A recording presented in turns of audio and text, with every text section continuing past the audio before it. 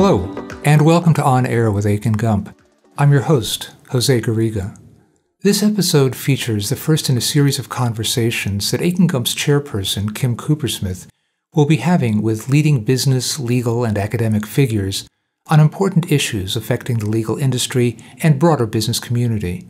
In this episode, Kim will be speaking with Patrick Krill, founder of Krill Strategies and an authority on addiction, mental health, and well-being in the legal profession. The issue of substance abuse and mental health among lawyers is top of mind for many firms. Kim and Patrick will be exploring this issue and the ways that organizations are approaching these important but sensitive topics. Here's Kim Koopersmith. Hi, Patrick. Hi, Kim. It's great to be here with you. I just wanted to start by asking how you became the noted authority that you are on the issues of mental health and substance abuse in the legal industry. Well, first of all, thank you for the invitation to be here today. It really is a pleasure to be chatting with you about this. So I'll give you a condensed version of my professional history. I am a former practicing lawyer. I worked as an associate in a large law firm, and I also worked in a corporate legal setting prior to coming to the realization that I was somebody who was looking for something different in my professional life and on my professional journey. So I made the decision to go back to school 10 years ago and earn a master's degree in addiction counseling. I left the active practice of law and I moved from Los Angeles to Minnesota, and I got a master's degree in addiction counseling at a place called Hazelden, which is a well-known treatment center. It has since merged with the Betty Ford Clinic to become the Hazelden Betty Ford Foundation. And while I was there doing my clinical training, I started working immediately with the legal population. I was ultimately hired as the director of the treatment program at Hazelden Betty Ford for lawyers, judges, and law students. And so my entire time over the last 10 years, once I pivoted to the behavioral health realm, has been focused on the legal profession. During my time at Hazelden Betty Ford, I also had the opportunity, in addition to counseling many legal professionals, to do a fair amount of research and advocacy. And that was really where I had the opportunity to spark a dialogue, I think, within the profession relating to issues that I was seeing in my treatment program on a daily basis and that I recalled from my time as a lawyer that were quite common in the profession, to really, get people talking. And having the platform of Hazelden Betty Ford and then partnering with the American Bar Association allowed me to do that, allowed me to spark that conversation within the profession. So you certainly sparked the conversation at our firm. So as soon as we began thinking about this topic, you were the person that kept coming up as top of mind whenever we spoke to anyone.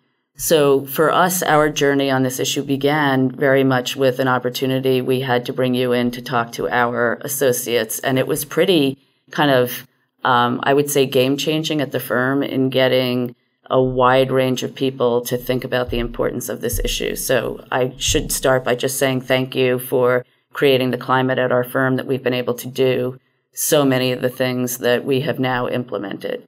So just going back to your journey, as you said, one of the things that we thought was really quite spectacular was when you and the ABA partnered on the white paper. Yeah.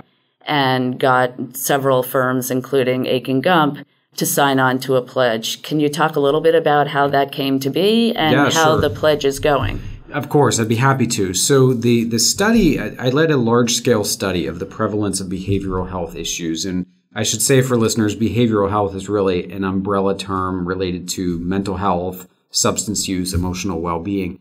So I partnered with the American Bar Association, and we published a large study in 2016. Which was a survey of 15,000 lawyers across 19 states, all practice settings, work environments, etc. And that data, that research revealed the levels of mental health distress and problematic substance use that we're now we all have our eyes open to. And again, going back to what I was saying earlier, that caught the attention of many people, and it did spark a dialogue that we hadn't previously been having in the profession. But then on the heels of that, a national task force was formed. So when that study was published and so much attention was garnered to the behavioral health climate, or so much attention was being paid to the behavioral health climate in the profession, a national task force was formed, which brought together stakeholders from across the profession. So we have members of the judiciary, large law firm representatives, malpractice carriers, lawyer assistance programs, law schools, et cetera, on this task force, and we issued a report which outlined recommendations for the entire profession to begin to make changes. All stakeholders, and that's an important thing to note, all stakeholders in the legal profession have a role to play in challenging some of our norms and changing our culture. And that report did outline recommendations for everybody. That was in 2017. Move forward one more year, and the ABA Wellbeing Pledge was launched. And this was an idea that I originally had 5 years ago. When I was still at Hazelden Betty Ford, I was speaking to a group of lawyers in Minneapolis at some sort of CLE event.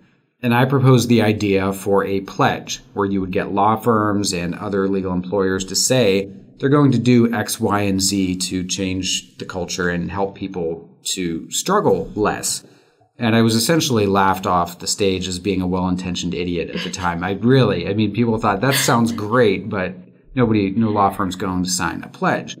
That was prior to the data coming out, and then the conversation really sort of being amplified within the profession. So I just tell you that really to demonstrate how far we've come in a relatively short amount of time. I'm a member of the ABA President's Working Group to Improve Lawyer Wellbeing, and through that working group, I had the opportunity to revive this idea of a pledge. And so I sort of put it forward as an idea, as an initiative for this group. The group thought it was a great idea, and the rest is history. We launched that pledge campaign in September of 2018 with 12 signatories, and now, as of this week, we're up to more than 105. So we really have, we've established a lot of support for this campaign in a relatively short amount of time. What was the skepticism in signing? I know when I was asked, I saw this overwhelmingly as a positive. But I know at the time that it wasn't axiomatic that everybody was going to sign on. What do you think held some firms back?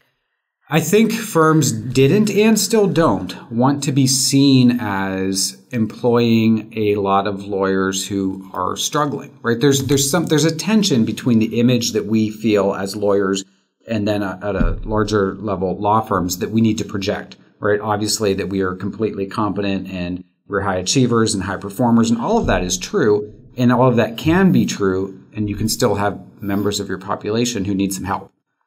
But so law firms were reluctant to say we need to focus on the mental health of our people because they were concerned about what that might be suggesting about the performance of their people. Really sort of an outdated view, but you can understand how there was that reluctance. You also have some people within the profession who didn't really and perhaps don't really understand the nature of the problems. They're not as in touch with the realities on the ground as they maybe should be. Again, though, to the profession's credit, I think the progress that we're making in comparison to other issues that the profession struggles with, we're making a lot of progress in a relatively short amount of time. So one of the thoughts that I had in thinking through how you were able to get people moving forward as quickly as you have is that I feel like mental health and well-being is something that touches everybody. It does. So whether it's in the legal profession, whether it's in your family, whether it's colleagues or friends, it's hard to think of anyone that has not experienced the difficulties that exist for the family as well as for the person suffering.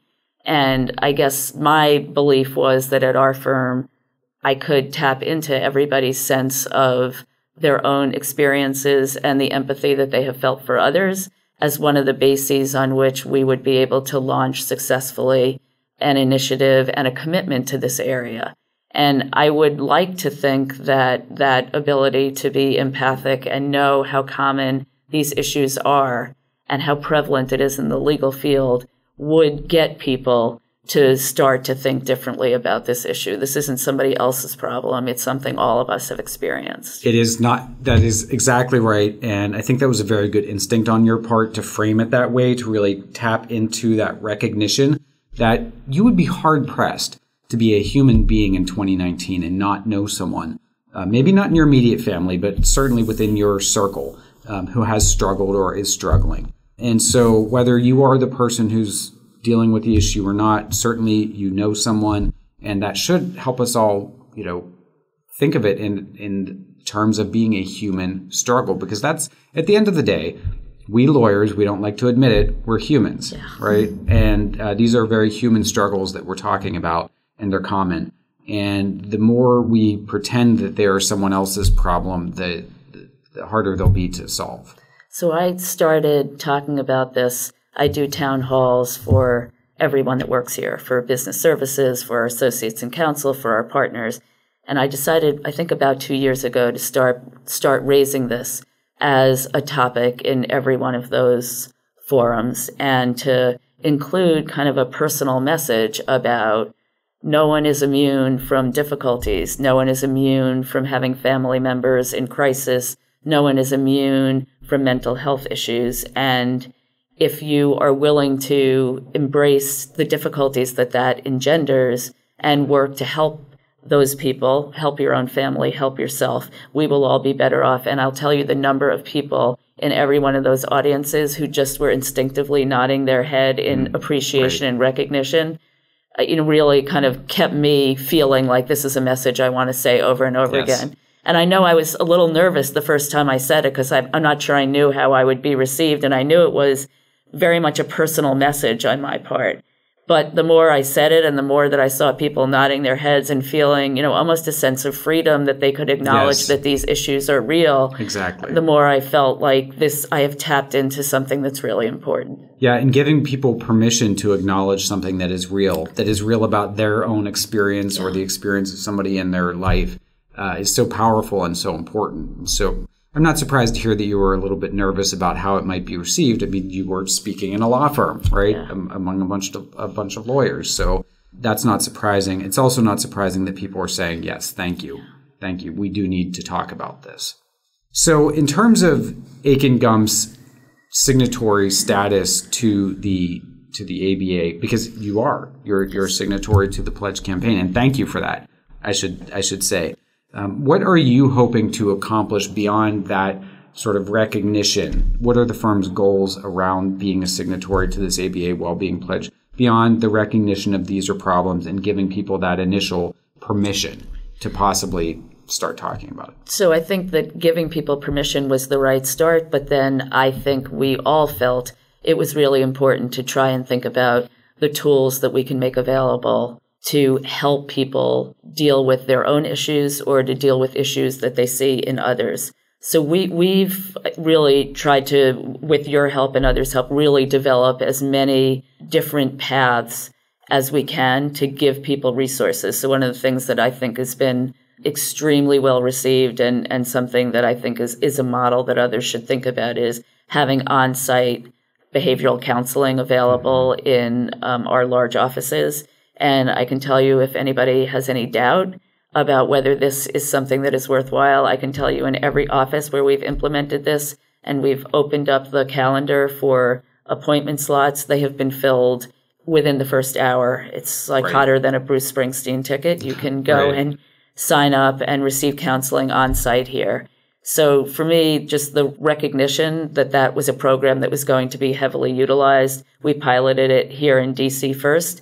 Seeing the success allowed me to think that it was very wise for us to expand that elsewhere, and we've now done that in a number of our offices, and all with very strong usage.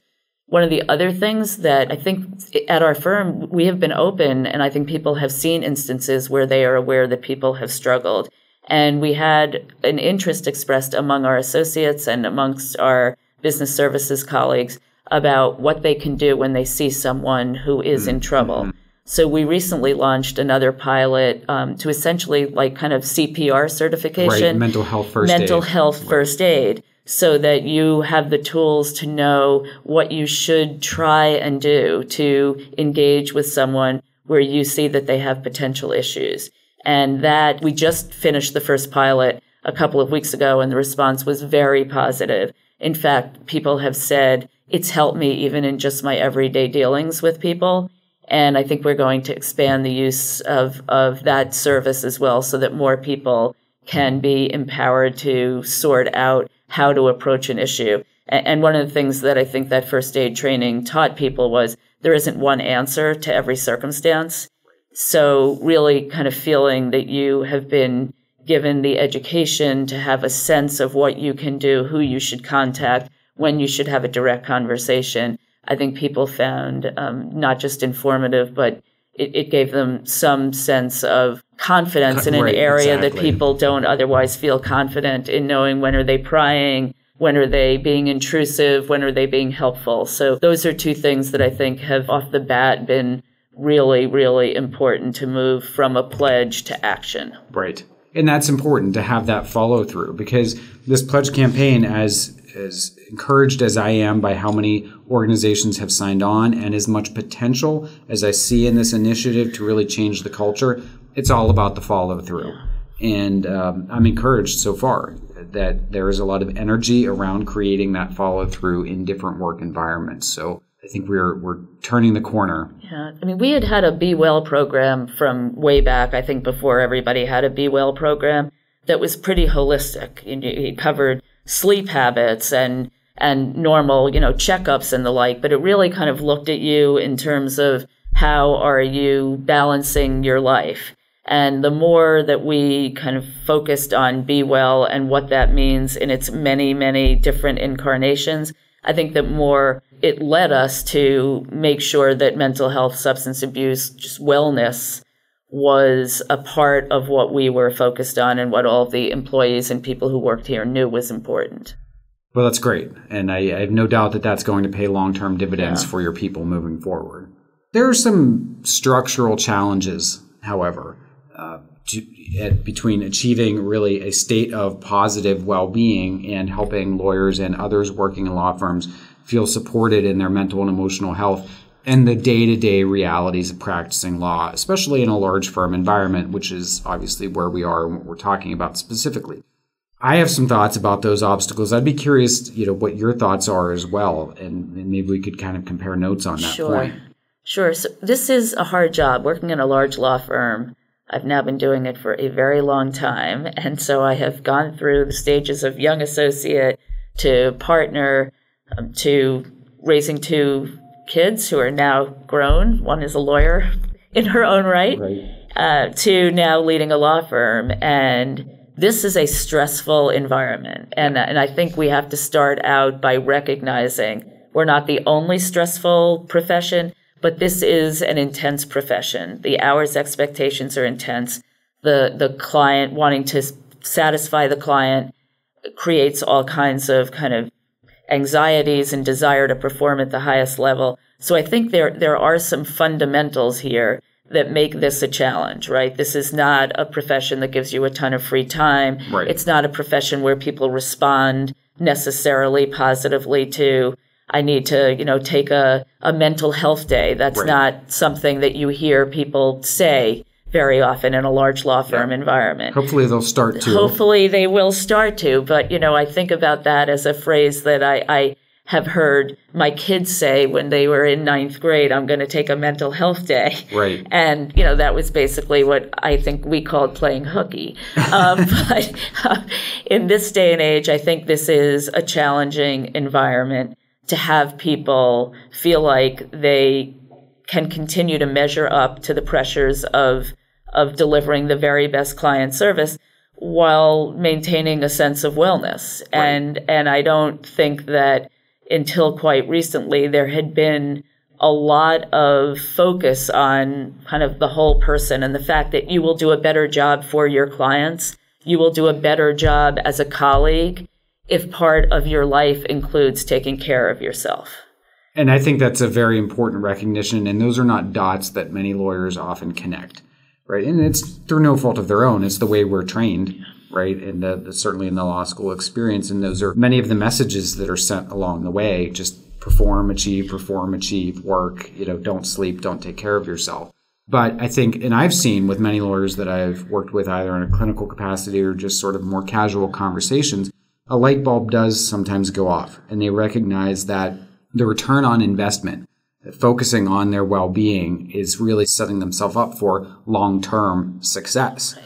And they understand that even a machine, many lawyers like to think of themselves as machines, even a machine needs to be taken offline for preventive maintenance every once in a while, good way right? Of putting it. Whether it's a mental health day or something else. And that's really, I think, what we're talking about there is sort of the lawyer, that who we are as people, that piece of it. There are other structural challenges that I think are sometimes potentially problematic. The 24/7 availability. And that is, I understand that there aren't easy fixes to that. And that is kind of the reality of the practice. But I think long term, we're going to have to sort of reckon with, and I'm not even really just speaking about the legal profession here. I mean us as a society, what technology is doing to us and how it's sort of invading all aspects of our lives. But with lawyers specifically, the expectation that we're always available for our clients, which they've come to expect. How do you resolve that tension? Because it's tough. Yeah, and I don't know that there's a kind of one answer to this, and I certainly know I'm as I was leaving this morning and realized that I had taken my phone with me from my night table into the kitchen to make a piece of avocado toast, and then back to pack my bags with it on the floor. And I realized it's become that I won't even take the time to just go and make a piece of toast without bringing my phone with me.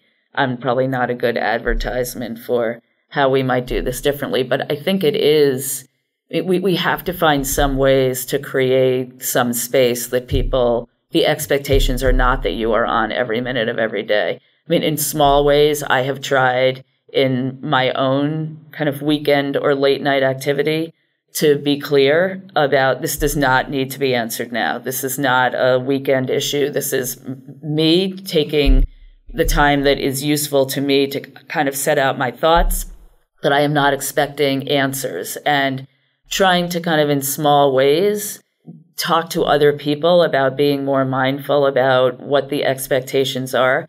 At some point, my husband said to me, Kim, when you send out emails on Sundays, you're ruining 20 different people's day because they're going to feel that they have to respond to you. And it was a wake up moment for me because I didn't think of myself that way, and I didn't think that anybody would answer. And that wasn't your intent. And it wasn't my intent, but it has made me think twice about whether the email has to be sent. And it certainly has made me, if I want to make sure that I get the message across, I do attempt to make very clear this does not require a response today, and hopefully, make clear I am not looking to ruin your weekend. Right. And trying to get that message across. That might sound like a little thing, but I think it's actually a big thing. And there are different sort of small interventions, if you will, that can be deployed on a tactical basis, management techniques and things that you could be incorporating into the way that you practice and manage other people. That's certainly what I've been seeing and encouraging more people to do. Because it's all about incremental change and reducing unnecessary stresses where possible. And I know my clients are big law firms, right? And I get emails on Sunday nights and I get emails on Saturday afternoons. And often it's not urgent, but I'm still I feel that response, right? Right. And I think by just all of us being a little bit more thoughtful and being more clear around expectations around that, we can maybe, if we can reduce unnecessary stress by 1%, I think that's a meaningful goal. Yeah, and I know early on it was in my role as chair, I get to welcome all of our summers and all of our first years. And I think well before we were focused on mental health and well-being as its own subject, I did feel just broadly that it was important that people recognize that their lives will be better if they are not one-dimensional. So just saying to first years, welcome to your life as a practicing lawyer, welcome to Akin Gump, this is going to be a wonderful career for you. I became known as the person, the chair that gave the call your mother speech, because I always included after my, lofty, this is a noble profession part of my introductory remarks.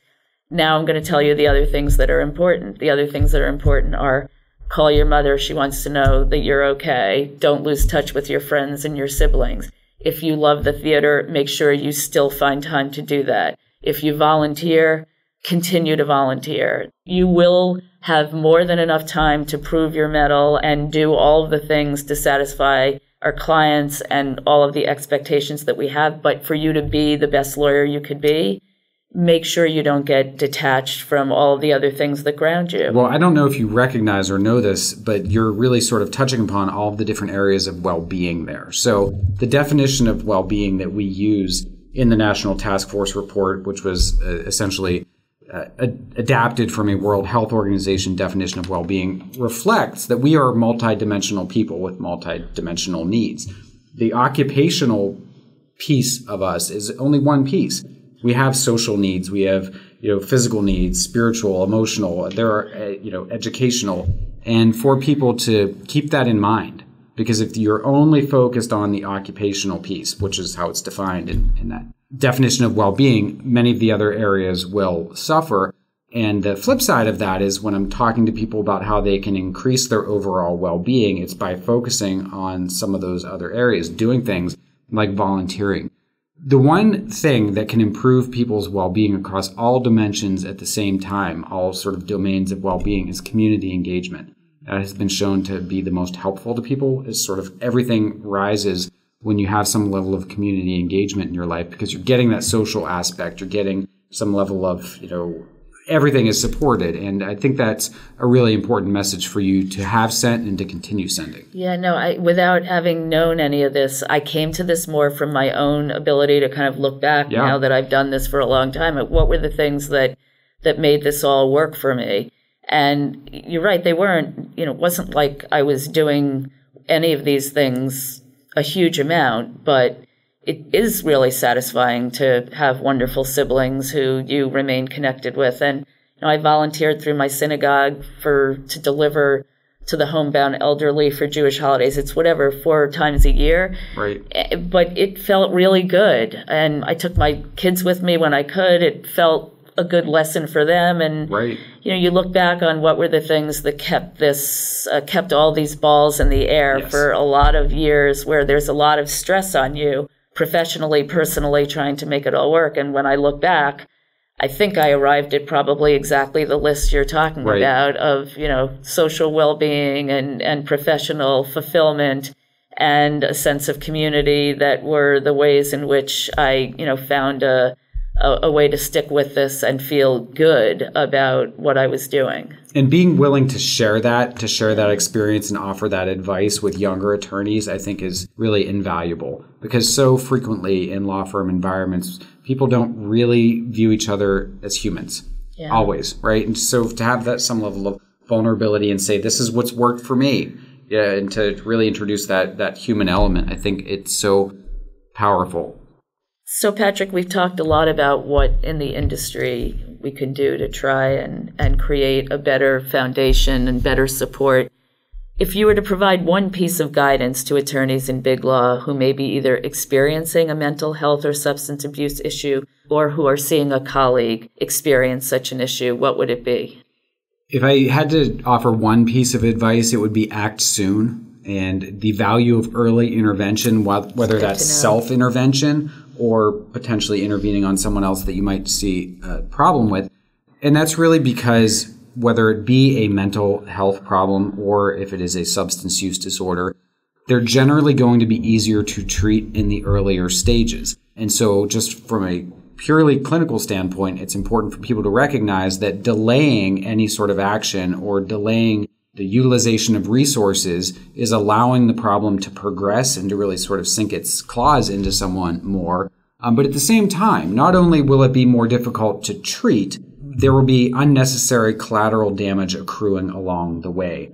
And something that I like to help lawyers understand is that there is a distinction between illness and impairment.